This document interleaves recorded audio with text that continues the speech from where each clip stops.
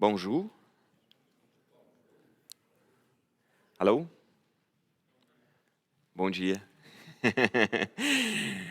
Bonjour. Ça, c'est une bonne question.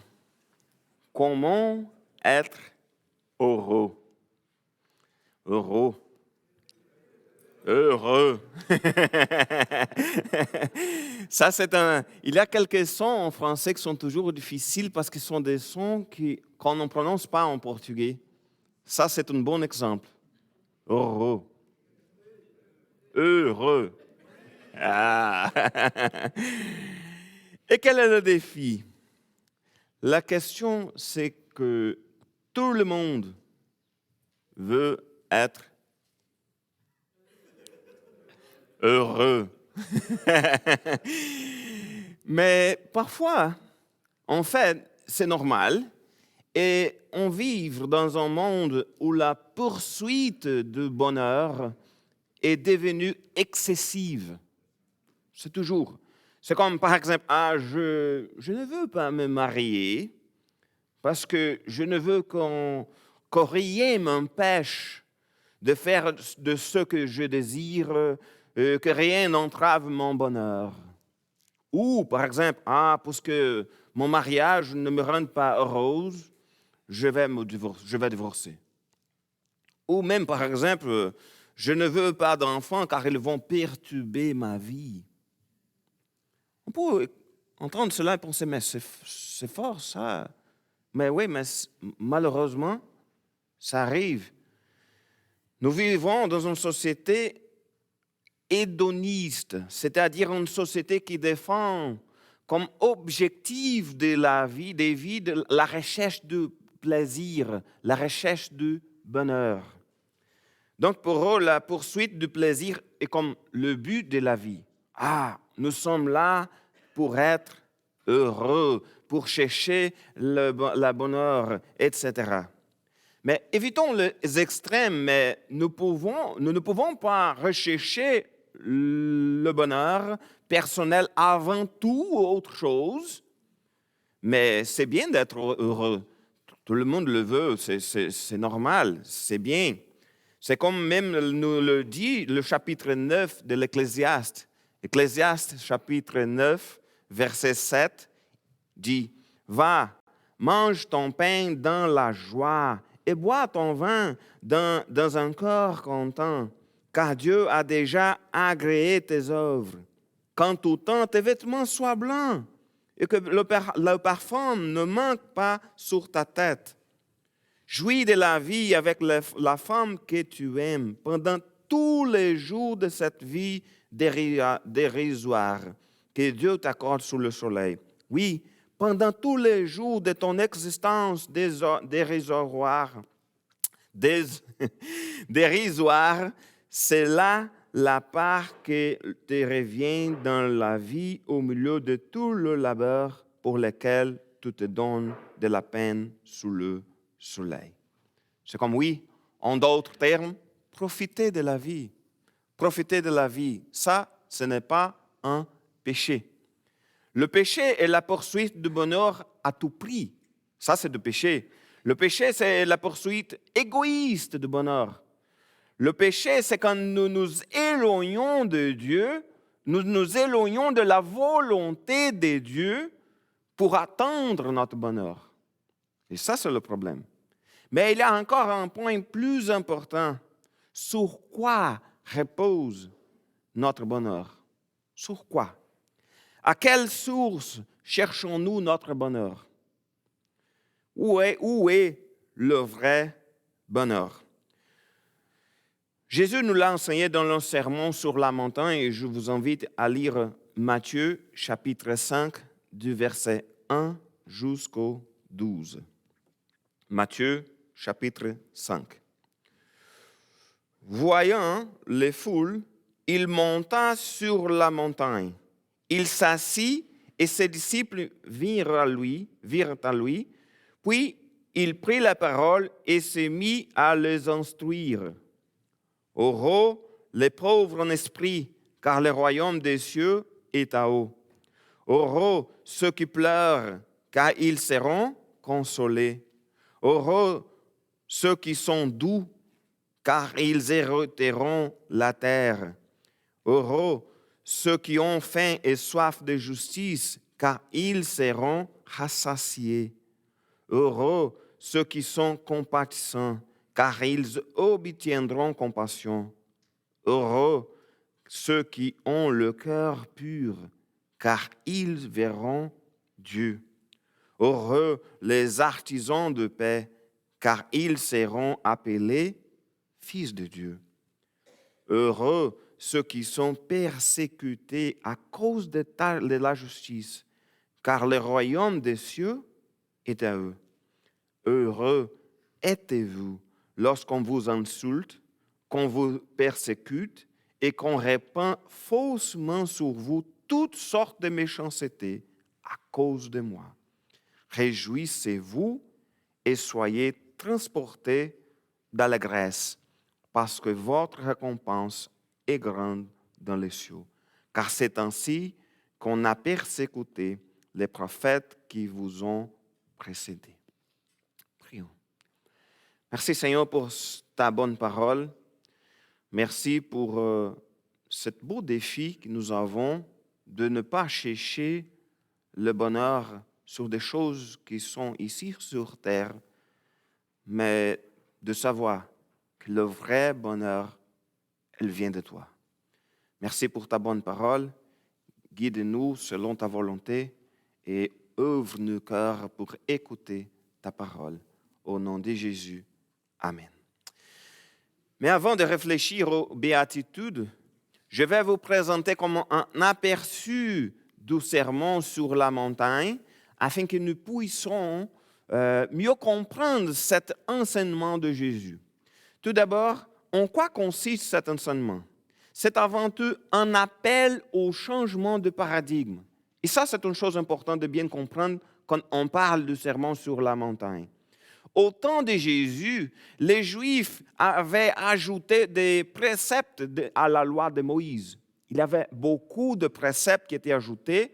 Ils ont ajouté le précepte à la loi parce que la loi ne traitait pas tous les aspects de la vie des gens.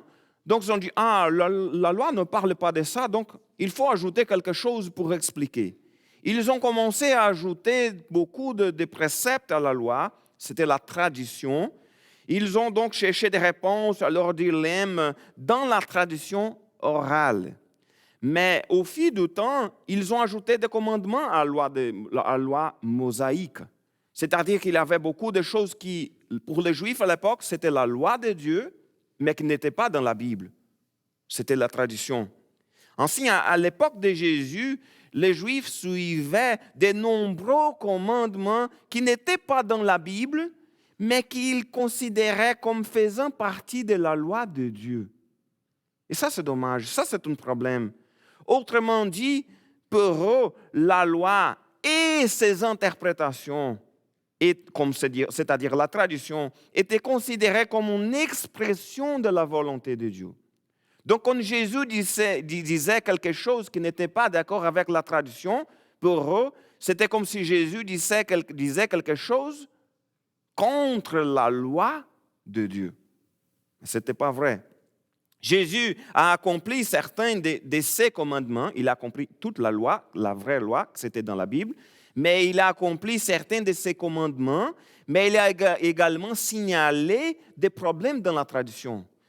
Il n'avait pas peur de se placer au-dessus des règles des scribes, au-dessus de la tradition, au-dessus de la loi de l'époque, de la tradition de l'époque. Jésus, il a démontré qu'il n'avait aucun attachement à la loi humaine enseignée à l'époque. Il connaissait les commandements de Dieu mieux que les pharisiens. Il connaissait le vrai sens de la loi de Dieu. Et par conséquent, dans le sermon sur la montagne, Jésus a brisé le paradigme de l'époque. Il présentait, on parle 6 antithèses à ce qui était enseigné à l'époque. 6 fois, il a parlé comme suit. Vous avez appris qu'il a été dit à nos ancêtres. Il disait quelque chose. Et tout ensuite, eh bien, moi, je vous dis. C'est-à-dire, qu'est-ce que vous avez appris? Ce n'était pas correct. Je vous dis. Jésus oppose l'interprétation de la tradition à sa propre tradition, mais sans avoir besoin de faire aucune mention qui justifie son interprétation. Il suffit de dire « moi, je vous dis, c'est moi ». Donc, c'est comme l'autorité était Jésus lui-même. En enseignant des préceptes, par exemple, sur l'adultère, le divorce, l'amour des ennemis, etc., Jésus rejette l'interprétation jusque-là incontestable des commandements divins qui étaient donnés pour les scribes et les pharisiens. Jésus présente le vrai sens de la loi. Dans certains cas, Jésus a quand même radicalisé les commandements. Comment? Par exemple, Jésus n'a pas permis le divorce. Et Jésus nous a demandé d'aimer nos ennemis, même en sachant que la tradition nous permettait de les haïr. Dans la tradition, c'était permis d'haïr les ennemis. C'est bon. Mais Jésus a dit non, il faut aimer nos ennemis. De cette façon, Jésus a présenté les paramètres de notre conduite. Il a proposé de rompre avec l'interprétation donnée à la loi à l'époque.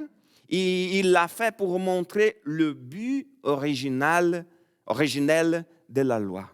C'était ça la question, de montrer le vrai sens de la loi. Ainsi, Jésus a présenté le principe de l'éthique chrétienne. Car la loi prescrite par Jésus n'était pas un code de règles qui doit être suivi à la lettre. Ah, voici, on doit ouvrir notre Bible dans Matthieu chapitre 5, 6, 7 et voir quelles sont les règles pour obéir au Seigneur. Ce n'est pas une loi. Il s'agit d'une série de principes qui doivent motiver notre conduite, notre manière d'agir. C'est-à-dire que Jésus a enseigné comment les membres de son royaume doivent mener leur vie. C'est que ça que Jésus a montré, les principes. Lorsque nous lisons le sermon sur la montagne, nous voyons que Jésus l'a fait sous la forme d'instruction directe. Il était clair. Voici, je vous dis, etc. Il a bien montré très clairement ce qu'on doit faire. Mais nous ne devons pas supposer que nous sommes capables dans ce monde d'aimer nos ennemis comme il le veut. Ce n'est pas possible d'aimer nos ennemis comme le Seigneur nous demande. Nous ne pourrons jamais aimer notre prochain comme nous-mêmes. Quand je parle de notre prochain, ce ne sont pas nos enfants, ce n'est pas notre famille, c'est notre prochain. Tout le monde, comme nous-mêmes. Soyons conscients aussi que nous ne serons jamais aussi purs que Jésus nous le demande. Jamais. Donc, ce sont donc des principes qui nous orientent vers les valeurs du royaume des cieux. Ils nous montrent aussi que nous sommes incapables de respecter ces normes. C'est ça, Jésus n'a pas donné le sermon sur la montagne pour nous dire « Et voici, vous devez suivre cela, sinon les royaumes des cieux ne vont pas réussir à y arriver. » Ce n'est pas ça la question.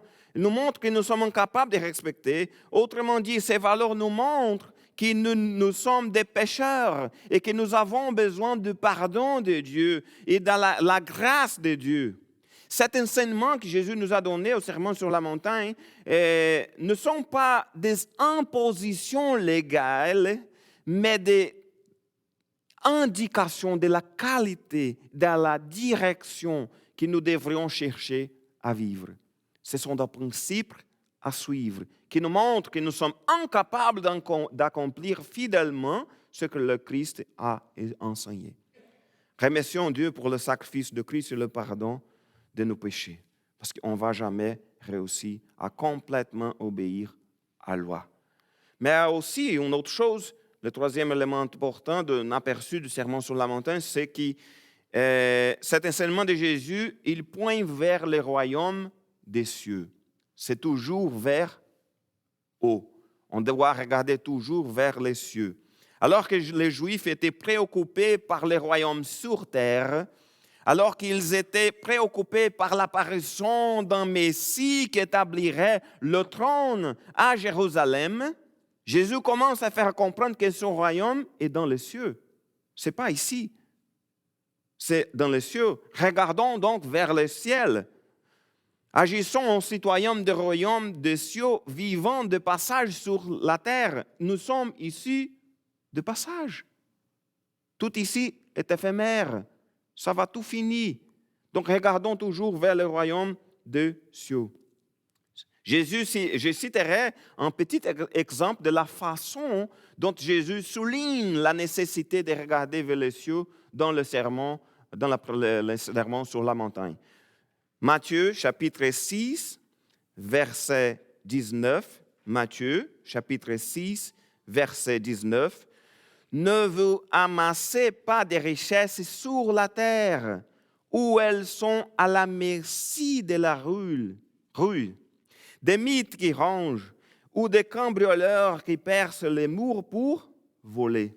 Amassez-vous plutôt des trésors dans le ciel, où il n'y a ni rue, ni mythes qui rongent, ni cambrioleurs qui percent les murs pour voler. Et au verset 33, c'est un verset très connu. Cherchez d'abord le royaume de Dieu et sa justice. Donc, cherchons d'abord le royaume de Dieu. Je vous invite, donc, Jésus nous invite à donner la priorité au royaume de Dieu, au royaume des cieux. Il nous met au défi d'amasser des trésors dans le ciel. Car ici sur terre, nous ne sommes que de passage. Alors, regardons enfin les béatitudes. Les béatitudes présentent, c'est-à-dire les valeurs du royaume. Les valeurs qui sont en contraste avec les valeurs de la société de l'époque et qui sont parfois aussi en contraste avec les valeurs de notre société. Donc, on peut regarder le texte et dire « Ah, mais ça, c'est contre les valeurs de notre société. » Mais oui, c'était aussi en contraste avec les valeurs de la société de l'époque. Ce n'était pas simplement contraste les valeurs de notre société aujourd'hui, mais à l'époque aussi. Dans la béatitude, Jésus exalte les humbles, les souffrants, les doux, les dépourvus de justice, les miséricordieux, les cœurs purs et les persécutés. Selon Jésus, ils sont heureux. Jésus affirme que ces gens jouissent de bénédictions dont elles jouiront pleinement dans la vie future dans le ciel. Alors, comment trouver le vrai bonheur? Premièrement, Jésus nous montre comment nous pouvons trouver le bonheur qui vient de Dieu à travers certaines attitudes devant lui. Tout d'abord, lisons le verset 3. « Heureux les pauvres en esprit, car le royaume des cieux est à eux. » Heureux les pauvres en esprit. Qu'est-ce que cela signifie? Les pauvres en esprit sont ceux qui ont l'esprit d'humilité, c'est-à-dire ceux qui sont conscients de leur pauvreté spirituelle. Ils sont comme des mendiants qui implorent la grâce de Dieu. Ils n'implorent pas d'argent, comme ceux qui sont dans la rue, mais ils implorent la grâce de Dieu. Les pauvres en esprit sont ceux qui reconnaissent qu'ils ne peuvent faire aucun bien sans l'aide de Dieu. Nous sommes incapables. On ne va jamais réussir même à obéir les sermons sur la montagne. C'est-à-dire qu'on a besoin de la grâce de Dieu. C'est-à-dire que ça, c'est important d'avoir un cœur humble, d'être pauvre en esprit. Les royaumes des cieux leur appartiennent, car de ces royaumes, des royaumes des cieux, leurs orgueilleux ne sont inévitablement exclus. Par exemple, le psaume 34, verset 19, dit « Car l'Éternel est proche de ceux qui ont le cœur brisé. Il sauve ceux qui ont un esprit abattu. » Nous avons besoin de Dieu. Reconnaissons que nous faisons de bonnes choses grâce à l'action de Dieu. C'est lui, par nos vies, qu'il va travailler dans nos vies. Reconnaissons humblement que nous avons besoin de Dieu, que cette liste de qualités présentée dans le sermon sur la montagne nous est impossible à remplir. Reconnaissons humblement que nous avons besoin de Dieu. Heureux les pauvres en esprit, car le royaume des cieux est à eux. Heureux ceux qui ont le cœur pur, car ils verront Dieu. Heureux ceux qui ont le cœur pur. Écoutez, notre cœur n'est pas pur. Mais le texte nous dit, heureux ceux qui ont le cœur pur, car ils verront Dieu. Plusieurs fois, nous souhaitons du mal à ceux qui ont fait du mal avec nous. Nous souhaitons du mal à ceux qui nous ont fait du mal. C'est notre nature humaine. Tant de fois, nous sommes égoïstes. Tant de fois. Ceux qui ont le cœur pur verront Dieu. La question peut être, ne verrons-nous pas Dieu? Parce que nous n'avons pas le cœur pur. Remercions une autre fois Jésus. Remercions Dieu par Jésus, pour Jésus qui est mort sur la croix. Parce que Jésus a versé son sang, nous sommes purifiés de tout péché. Grâce à Jésus. Nous avons donc le cœur, ce n'était pas pur, mais a été purifié par le sang de Jésus. Mais cette expression peut avoir aussi une autre signification importante. Les cœurs purs sont ceux qui sont intègres, c'est-à-dire ce sont ceux qui ont le corps intérieurement, complètement entre les mains de Dieu. Ce sont ceux qui sont libres de la tyrannie d'un moi divisé et qui n'essayent pas de servir Dieu et le monde en même temps. C'est-à-dire, nous ne sommes pas divisés. J'appartiens au Seigneur. Ma vie est dans ses mains. C'est tout. Pour être vraiment heureux, lavons-nous nos cœurs par le sang de Jésus et vivons entièrement pour Dieu. Heureux ceux qui ont le cœur pur, car ils verront Dieu. Heureux ceux qui sont doux, car ils hériteront la terre. Ça, c'est intéressant. Doux, mais on parle d'heureux grâce à leur attitude devant Dieu. Et le texte dit, ils sont doux. Peut-être vous pourriez penser que je me suis trompé et que j'ai mis ce verset dans la partie concernant notre attitude envers Dieu par erreur. Parce que quand on pense de doux, être doux, c'est quoi? Gentil avec les autres. C'est ça qu'on pense. Mais ce verset est associé à notre relation avec les autres et est aussi à notre relation avec Dieu. C'est pourquoi je mentionnais en dernier, parce que c'est un point de liaison entre cette partie et la partie suivante. Ce terme traduit par doux est directement lié à l'humilité et à la modeste. C'est-à-dire que ce n'est pas simplement la manière de traiter, de parler, d'être gentil avec les autres, d'être doux envers les autres, mais cela peut signifier quelque chose qui serait similaire au terme apprivoiser, comme le sens d'un animal apprivoisé. Ça, c'est intéressant. Ainsi, les doux sont ceux qui s'humilient devant Dieu en reconnaissant la totale dépendance à son égard. Parce que ça, c'est intéressant parce qu'en portugais, les mots qui est là, elle nous donne les deux idées, mais en français, c'est doux. On parle des doux. Mais ici, l'idée est que les doux se laissent dominer par le Seigneur. C'est ça l'idée. C'est fort dans le texte. C'est-à-dire qu'heureux ceux qui se laissent dominer par le Seigneur, contrôlés par le Seigneur, comme un animal domestique. Oui, je sais que cette illustration semble un peu bizarre. OK, nous sommes comme des animaux qui sont dominés par le Seigneur, mais l'idée, c'est ça, d'être soumis au Seigneur.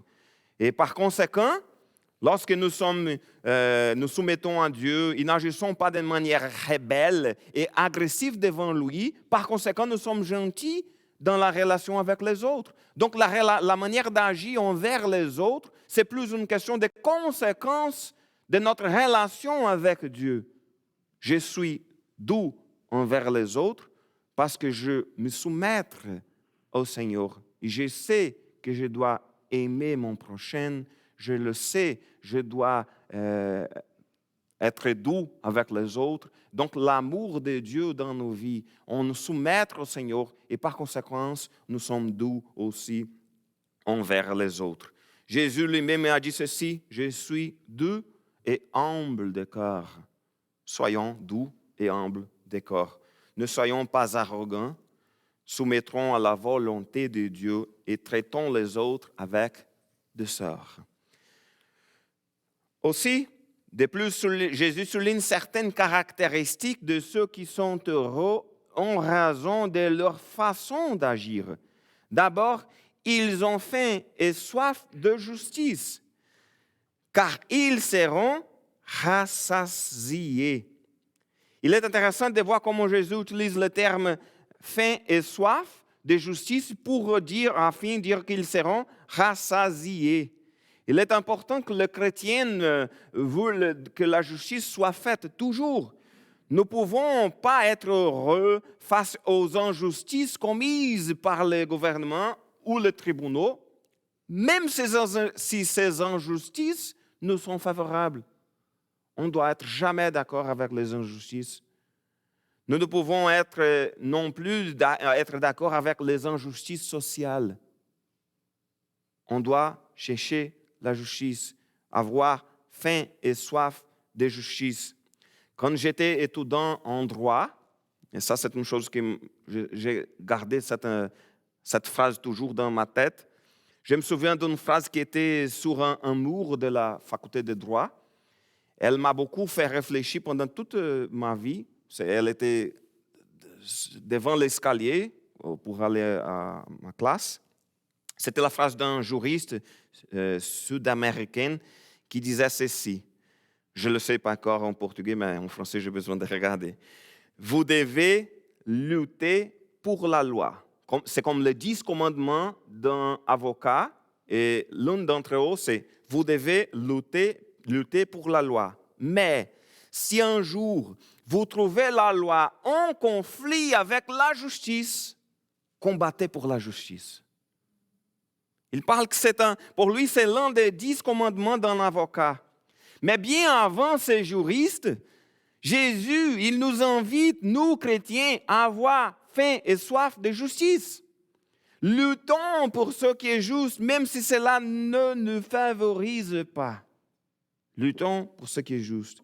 Puis, dans le contexte des béatitudes, ceux qui ont faim et soif de justice sont ceux qui désirent voir le triomphe final de Dieu sur le mal. C'est-à-dire qu'il ne s'agit pas seulement de voir la justice sur terre, mais d'aspirer à voir le royaume du ciel pleinement établi. Heureux ceux qui ont faim et soif de justice, car ils seront rassasiés. Au ciel, notre faim et soif de justice sera pleinement rassasié. Que ce désir de justice nous amène à faire aussi ce qui est juste envers les autres. Heureux ceux qui sont compatissants, car ils obtiendront compassion. Heureux ceux qui sont compatissants ou miséricordieux. Heureux ceux qui se laissent émouvoir par les besoins des autres et leur viennent en aide. C'est-à-dire la miséricorde, la compassion sont directement liées à l'amour mis en pratique. Ah, j'aime mon prochain, j'aime mes voisins, j'aime mes frères et sœurs de l'Église. OK, il faut mettre en pratique. Écoutez, nous sommes l'objet de l'amour et de la miséricorde de Dieu et nous sommes par conséquent mis au défi d'aimer et de faire miséricorde vers les autres. Nous ne sommes pas dignes de la miséricorde de Dieu. Alors, réfléchissons à la grandeur de la miséricorde de Dieu parce que sans sa miséricorde, nous serions tous condamnés. Efforçons-nous donc de refléter cette miséricorde de Dieu envers les autres. Comme nous avons reçu la miséricorde de Dieu, et on doit faire la même chose envers les autres. Ayons de la compassion pour les autres. Aimons notre prochain d'une manière pratique. Heureux ceux qui sont compatissants, car ils obtiendront compassion. Heureux les artisans de paix, car ils seront appelés fils de Dieu. L'expression utilisée signifie littéralement les faiseurs de paix. C'est quelqu'un qui va promouvoir la paix, qui va faire la paix.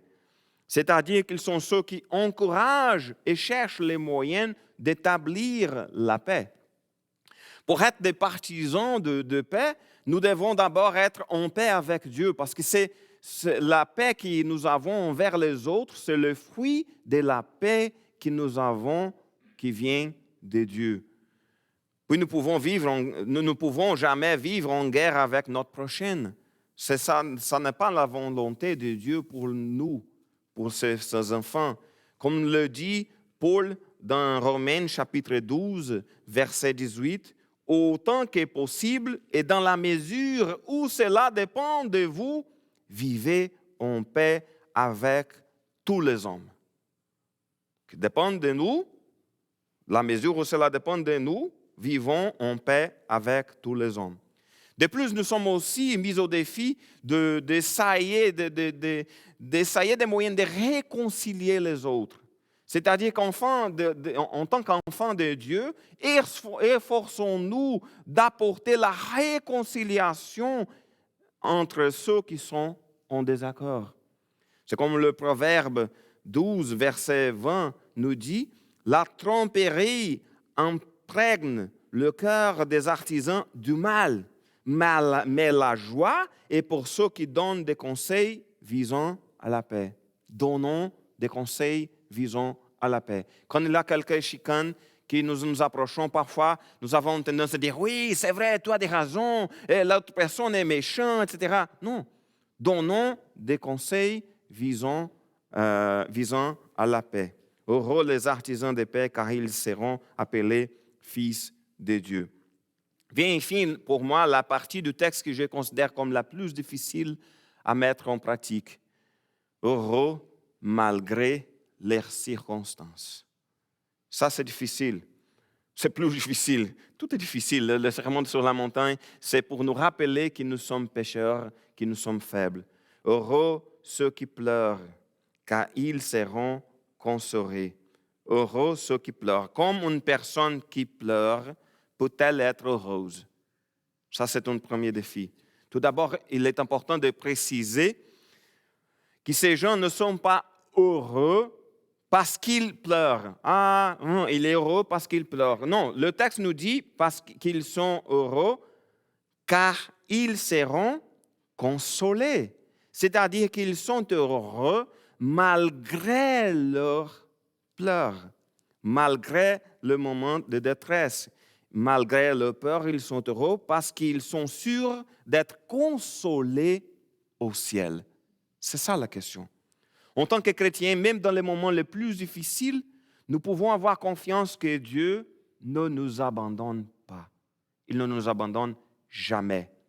Oui, c'est comme la parole nous dit, qui sème dans les larmes, moissonnera avec des cris de joie. C'est le psaume 126, verset 5. Un jour, nous serons au ciel en présence de notre Père. Et au ciel, Dieu essuiera toutes larmes de leurs yeux. La mort ne sera plus et il n'y aura plus ni deuil, ni plainte, ni souffrance. Car ce qui était autrefois a définitivement disparu. C'est l'Apocalypse, chapitre 21, verset 4. Nous pouvons momentanément pleurer sur cette terre, mais rappelons-nous que Dieu essuiera toutes larmes de nos yeux. Heureux ceux qui sont persécutés à cause de la justice, car le royaume des cieux est à eux. C'est surprenant de voir heureux et persécuté dans la même phrase. Ça, c'est intéressant. Mais premièrement, il est important de se rappeler que Jésus ne fait pas référence à tous les types de persécutions Il parle de ceux qui sont heureux à cause de la justice, c'est-à-dire pour avoir défendu les valeurs de la justice de Dieu. C'est ça simplement la justice en général. L'idée du texte, c'est de la justice de Dieu. Heureux ceux qui sont persécutés pour avoir refusé de se conformer aux valeurs de la société. Paul, il a même dit à Timothée, en fait, tous ceux qui sont décidés à vivre dans la piété, par leur union avec Jésus-Christ, connaîtront de la persécution. Donc ça va arriver. La question, c'est, je me rappelle, on a parlé de ça le dimanche passé, de nos frères et sœurs qui souffrent de graves persécutions dans le monde. Mais ils sont heureux. Ils sont heureux. Ils sont heureux. Pourquoi? Parce qu'ils ont la certitude qu'un jour, ils arriveront au ciel où il n'y a plus de persécution. Ils se réjouissent malgré la persécution parce qu'ils connaissent l'avenir qui les attend au ciel. Heureux ceux qui sont persécutés à cause de la justice. Et le verset 11 et 12, c'est la même idée. Heureux êtes-vous lorsqu'on vous insulte, qu'on vous persécute et qu'on répand faussement sur vous toutes sortes de méchancetés à cause de moi. Et ça, c'est intéressant. Réjouissez-vous et soyez transportés d'allégresse, parce que votre récompense est grande dans les cieux. Car c'est ainsi qu'on a persécuté les prophètes qui vous ont précédés. C'est une continuation de la même idée, mais il ajoute quelques détails sur la persécution, sur cette persécution. Il parle de subir des insultes, de fausses accusations, de subir toutes sortes de méchancetés, etc. De souffrir, il précise, souffrir, tout cela à cause de Jésus. Lorsque cela nous arrive, réjouissons-nous et soyons transportés d'allégresse. Et ça, c'est intéressant aussi parce que dans la continuité du sermon sur la montagne, Jésus a dit que nous sommes le sel de la terre. C'est-à-dire qu'il faut faire la différence de ce qui est autour de nous. Parce que c'est l'une des caractéristiques du sel, c'est de faire la différence. Il est essentiellement différent du milieu dans lequel il est placé. Par conséquent, les disciples de Jésus ne doivent pas se taire. Ah, je vais me taire parce que notre discours est trop différent de le discours de la société, je vais me taire. Non. Témoignons de Jésus pour promouvoir le changement dans le monde qui nous entoure, même si cela nous conduit à subir à la persécution.